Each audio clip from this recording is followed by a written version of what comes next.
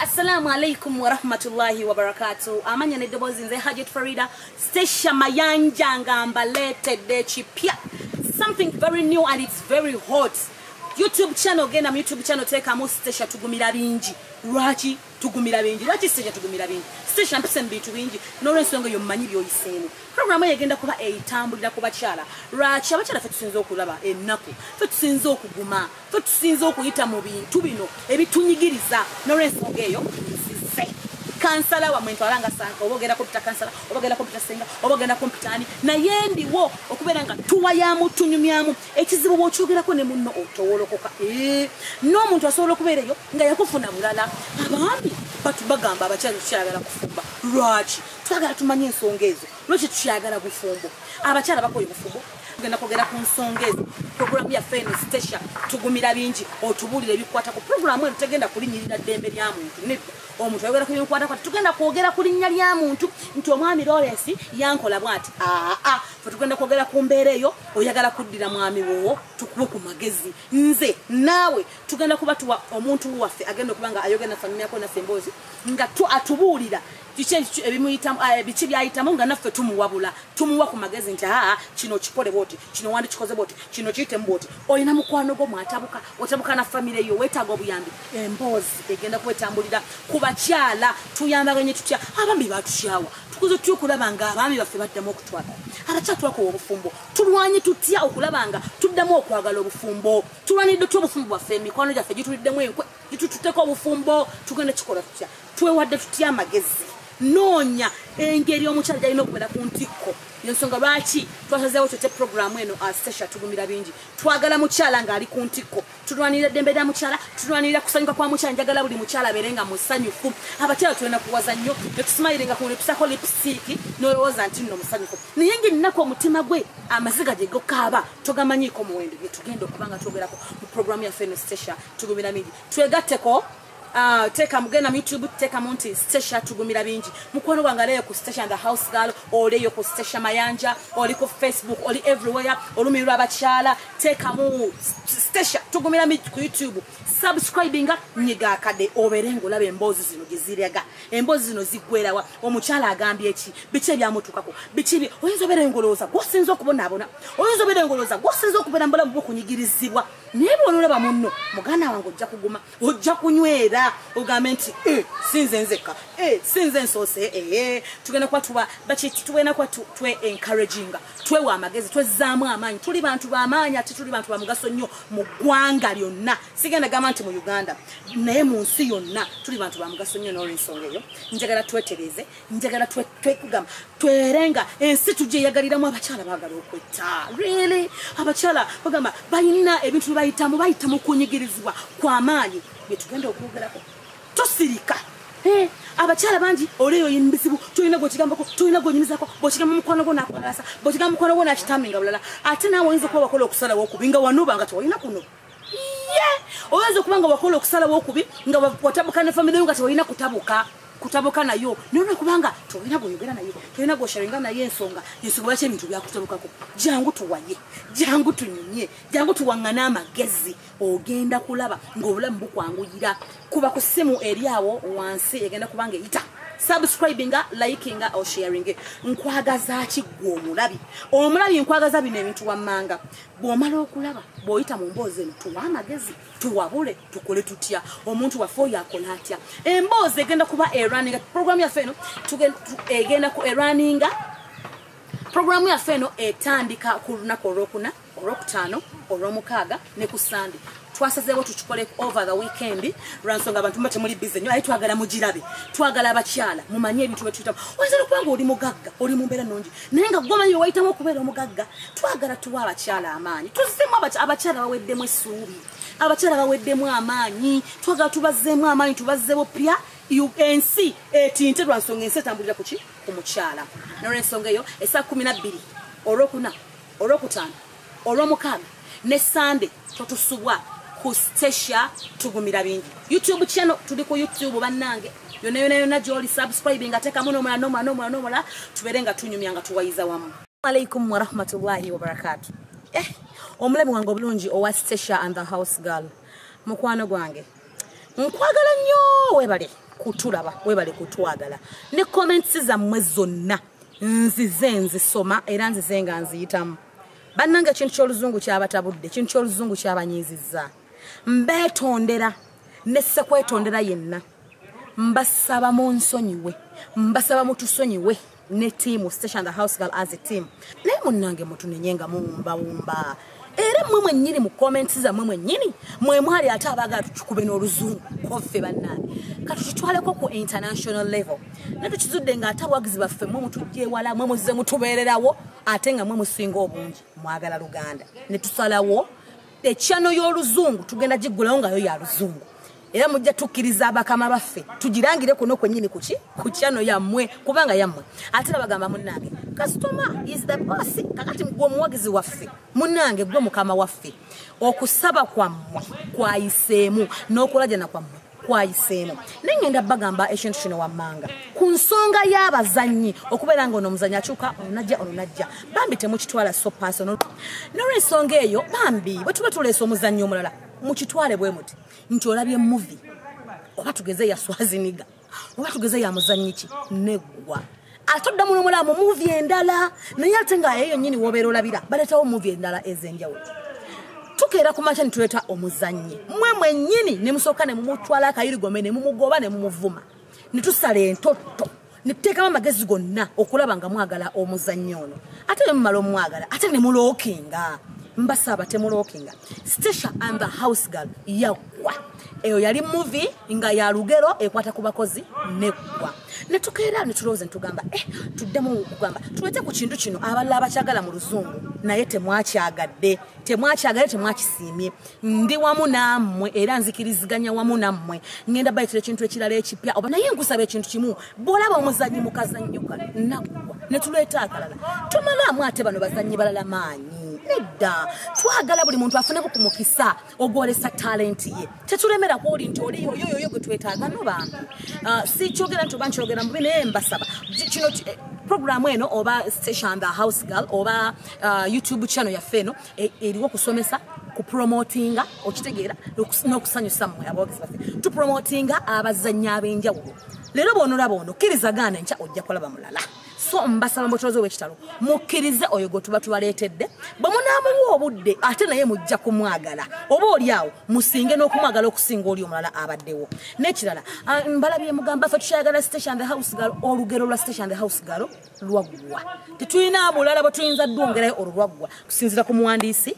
lwaggwa yawandiika n'akomaawo oba twawandiika ne tukomaawo ng'ekintu kyonna nti movie etandise ewedde ne batakaka kigambo the end so ekyo kyaggwa mwanyumirwa mwebale nyomerera nekino ekipya kigenda kubanyumira wabula kyendabyemu ekinyuvu ekisinga okubeera ekinyuvu ennyo oba oliawo kyentegedde kyekyoluzungu Abanayuganda abantu bange mwenna muli bantu ba Luganda tuvudde wala nga twogera Luganda ab'oluzungu baswitihati mwenna abali kuno abadde basaba nti mwagala luzungu tugenda kukola YouTube channel endala ngayo ya luzungu tuteekeko movie wa seri kubanga tulabe nga mwagala nnyo seri n'olw'ensonga eyo tugenda kuba tubayitira ekintu ekipya mutusonyiwe katuddeyo mu lulimi lwe mwagala olulimi Oluganda lwe munyumirwa obulungi ennyo ekintu kipenyonyonyo kigenda kujja naye mukkirize buno busikiti bwe tubaye tukoze ate buggweyo esigaddeyo butono nnyo mubuleke buggweyo ate musobole okubeera nga tubaleetera ekintu ekipya ekyakabi ennyo mu lulimi lwammwe Oluganda lwe mwetaaga n'olw'ensonga eyo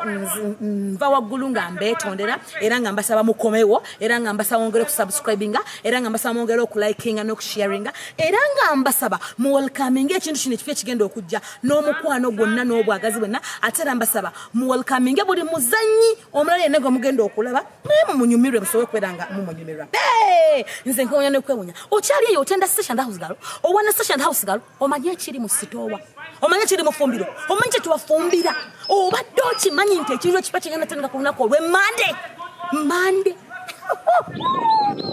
simanyi nakumanya gye mugenda kubeera mugenda lekala emirimu gyammwe mutuusa okugobwa ku mirimu bakwano kubanga kino ekipya kiri muliro ate nga kigenda kubeera very touching ku Mmande buno busikiti buno obulyo obw'oluzungu mbasaba mutalozo bwekitabo mubuleke bukoma ku Sande ku Mmande Kumande tusumulule omuliro. Make everything easier and more interesting as you reach apex of your life. Al Magic Records is here to give you all that your life needs. We provide the best video production around town. We produce music videos, filmmaking, documentaries, commercial adverts, and the best video production for weddings and introduction parties. And we hire video equipment like cameras and drones. We do audio production, caller tunes. We produce and promote music business, songwriting, vocal training, music lessons for kids, and artists management, all offered at an affordable price. We are located in Nyanama, opposite Movet. For more information, reach us on 0753 567336 or 0775 408943, or you can reach us on email almagicrecords@gmail.com, or you can find us on Facebook, Instagram, Twitter, and YouTube. Al Magic Records, for God and my camera.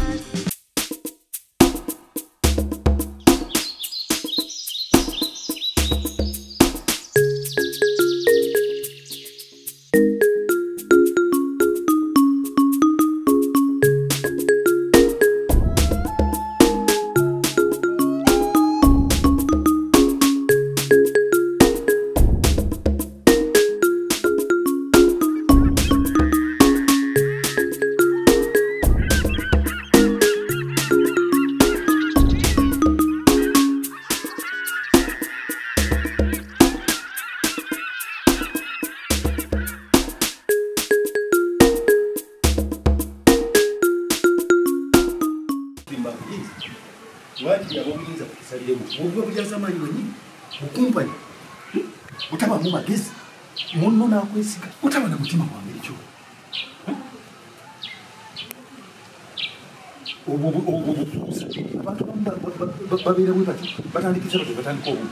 you can start fooling, hiding, saying wrong things, doing what until you start buggering. Oyinza otya okukola ekintu ng'ekyo on me of all people? I trusted that God, but this is the time kangende wonna abakyala. I need some. Who is that? You enter, the gate is open. I'm sorry. I'm used to knocking. It is okay. Without knocking. I understand. So I had to stand there, knocked several times until I can hear somebody telling me, enter, don't enter. Don't worry. Madam. This is almost your home. I understand. How was the dinner? Good evening, Mukuru. Good evening, madam. What brings you here? I have a problem. Is there any problem? Very little. Very small. Are you studying somewhere? Because I normally know you in that angle. But you come here, I need your signature. No, what? But today I don't need your signature. What is it? I need your support. My support? Your support. And I think I should start from the bottom. You start? From the bottom. Omanyize nazaala abaana aba. Kakati eyasooka n'agenda Saudi Arabia. Owokubiri n'agenda Abu Dhabi. Ono owokusatu gwe batwale Kuwait. The last born is the one I've been staying with these days, all these years. Baba. You know. Because where did your wife go? My wife went away with somebody. Meaning? Somebody took her. Nova. Kunova. Abamusigula oba kusigula nedda bano byabako yegwe nga talina gyagaze agenze waawe. But if somebody is kusigula, they stole the wife. It is okay, you can continue. Kakati they sigula they took her. I had nothing to do. I remained with my kids. I started sending them out. Now we're on the last baby. The last one. Last born. But by then it was 12. When she finished P7, omwana namukumira wanza atalina sente simwongerayo. You had no money? I had no money. And I couldn't go to my friends begging. I decided to take the kid to my friend somewhere. I understand. You gave her. Don't tell me that you gave her. I decided to remove that girl from home because boys we are doing what? Looking. We are tiptoeing around my house. Somebody had begged me to give him that girl.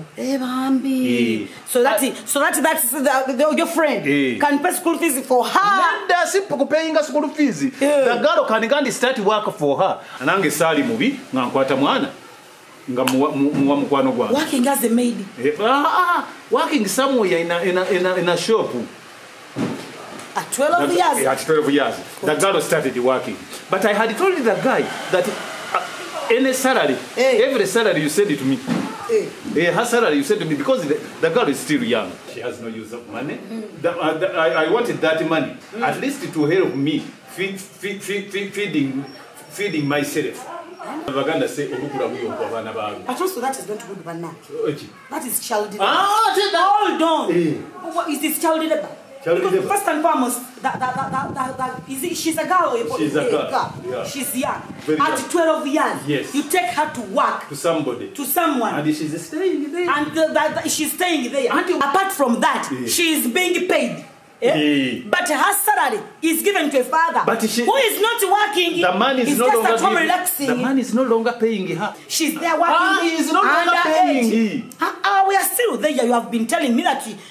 Nabachala, I can see your point, and you are right there. But Nabachala, you should know this. What would be the gain? What would I gain if these boys around here has impregnated her? So you decide. Because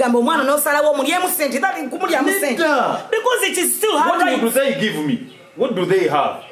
At least I decided, let this girl go there, start working. So I started securing from what? My daughter. I would like to give you the real point. I'm all ears. Omusajja yalekera okusasula sente yampako sente za myezi 4. Kati is now 2 years. Has never given me any money. Let me ask you something. Do you communicate to your girl, to your daughter? Yes. And she's okay? She said instead she married him. And she's stable there. She's 14 years? Yes. So you are happy? I'm happy. Yeah? Because what I was thinking of came true. When the girl called because me. Your dream came true? Yes. Now, yeah. Now, where is your problem? Because you gave the girl yourself. Yes. You wanted the girl to get married to the man. Yes. But before I go any further, how old is the man? The man? Yeah, the man is old enough. 35. 35? Yes. And the girl is 14? Yes. Oh, okay. So you gave in your girl to a 35-year-old man? Yes, and my plan was to have something from him. But the bad thing, the man only gave me for 2 months. Money? You said 4. 4? The first 2, he gave me without calling him. The other 2, when I called, he sent money. When I called, he sent money. And then why did you go like the rest of the month? To consecutively. When I called, he started refusing picking my phone. So now you're here. Your problem is him building a house for you and buying me at least a good vehicle. Let's say VX because of that time. And I'm among men who want sailing. At least he buys a boat or a cruise so that I can go on the lake and cruise. At least angulide kana kalinge a bike canoe. Where did I put my phone? A phone? I have one. No, I need mine. You need yours. You mean it? Somebody is calling you. Hold on. No, don't worry. Hey. Let me come back. Wanji? Let me come. Hey, come and we solve this once for all. You can assist me and give me a letter. I go there and remove my daughter. Or else I take him to court. Okay. You take him to court? Yes. You? Yes, I take him to court because That's the... Olongo muvunana chi? Yeah? Olongo muvunana chi ngomwala kuwa mwewera? He better go breach of contract. Breach of contract. Breach of contract? Yeah. So you had an agreement? Yes, that's but it wasn't written. Oh, don't you worry. Hey, are you taking me for? Not why should I? No, you just hold on. Give me a second. The man did bad. Hello. Good evening, Afande Robert. I have a station. Hey, can you please help me and bypass my home? Yes, I have a case. Actually, the person I want you to arrest is here with me. Okay. No, like seriously. Tell him about my vehicle. Your vehicle? Eh? He didn't give me the vehicle. He was not paying. He stopped paying after just 4 months. And the first 2, I first called him before he paid me. So I want at least a boat to cruise and in Pencon. Can you imagine this is the father talking like that?